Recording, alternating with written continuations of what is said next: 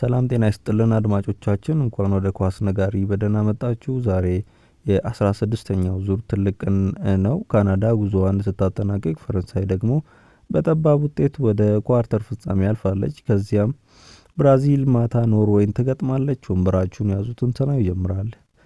በመጀመሪያ ክፍል የምናየው ካናዳ ከሞሮኮ ጋር ያደረገችውን ጨዋታ ነው። እንግዲህ የካናዳ ታሪካዊ ጉዞ በሂውስተን ተጠናቋል። የመጀመሪያው አጋማሽ በጣም የተጠጋጋ ነበረ። ካናዳ እንዲያውም የተሻለ የመጫወት አጋጣሚ ያሳይታ ነበር። ነገር ግን ሞሮኮ በ22ኛው ደቂቃ ቁልፍ አጥቂዋን እስማኤል ሳይባሪን በጉዳት ብታጣም ሁለተኛ አጋማሽ ግን ፍጹም የተለየ ታሪክ ነበረው። አዜዲን ኡናሂ በ50ኛው ደቂቃ ከሀኪሜ ነጻ ምት በኋላ የመክፈቻ ግቡን አስቆጥሮ በ82ኛው ደቂቃ ደግሞ ከመልሶ ማጥቃት በኋላ ሁለተኛ ግቡን በመጨመር ሞሮኮን 2-0 አስቀድሞ ነበረ። በመጨረሻም ብራሂም ዲያዝ ለሶፊያን ራሂሚ ባቀበለው ኳስ ራሂሚ በ98ኛው ደቂቃ ሶስተኛ ግቡን በማስቆጠር ውጤቱን 3-0 አድርጎ አጠናቋል ማለት ነው። ካናዳ የ8 ቁልፍ ምት ተኩስ ብታደርግም አንድም ግብ ማስቆጠር አልቻለችም። ኮከቧ አልፎንሶ ዳቪየስ ሙሉ ጨዋታውን ከወንበር ላይ ተመልክቷል። ካናዳ እንግዲህ የዚህ የወርልድ ካፕ የመጀመሪያ አስተናጋጅ ሀገር ከውድድሩ ወጥታለች ማለት ነው። ሞሮኮ እንደተለመደው ለሁለተኛ ተከታታይ ጊዜ ወደ ኳርተር ፍጻሜ ያልፋለች። ከፈረንሳይ ወይም ከፓራጓይ አሸናፊ ጋር በጁላይ 9 በቦስተን ትገናኛለች ማለት ነው።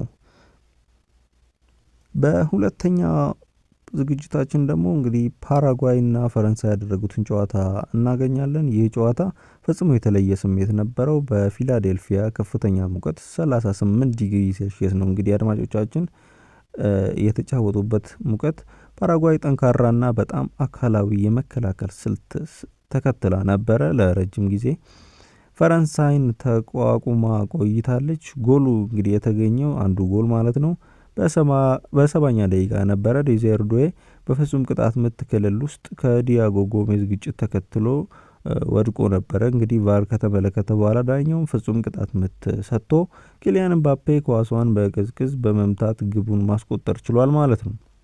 እንግዲህ ይህ የምባፔ 7ኛ ግብ ሲሆን በዚህ ውድድር ማለት ነው ከሜሲ ጋር በጎል እኩል ሆነዋል ትላንት።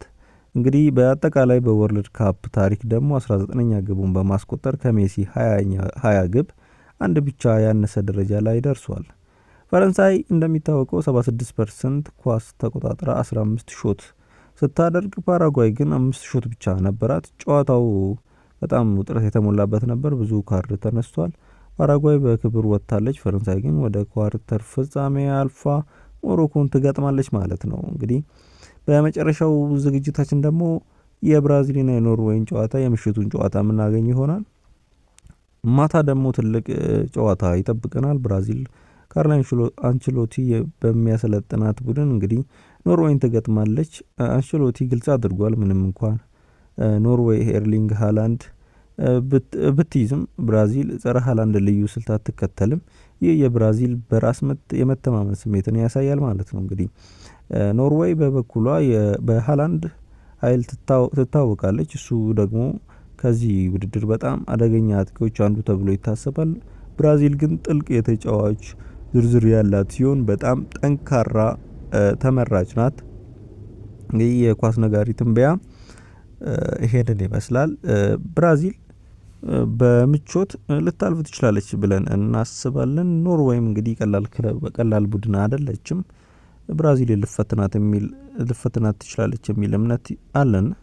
እንግዲህ ይሄ ምን ይመስላል የኛ ትንበያችን። እንግዲህ ትላንት ትልቅ ቀን ነበር። ካናዳ እንግዲህ ወጥታለች። ፈረንሳይ ደግሞ በጠባብ ውጤት አልፋለች እና ማታ ብራዚል ከኖርዌይ ትልቅ ጨዋታ ይጠብቀናል። ውጤቱን ተከትሎ ነገ ሙሉ ዝግጅት ይዘንላችሁ እንመጣለን።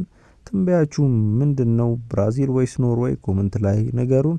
ስለተከታተላችሁን እናመሰግናለን። የኳስ ነጋሪ ነበር። ቸር ሰንብቱ።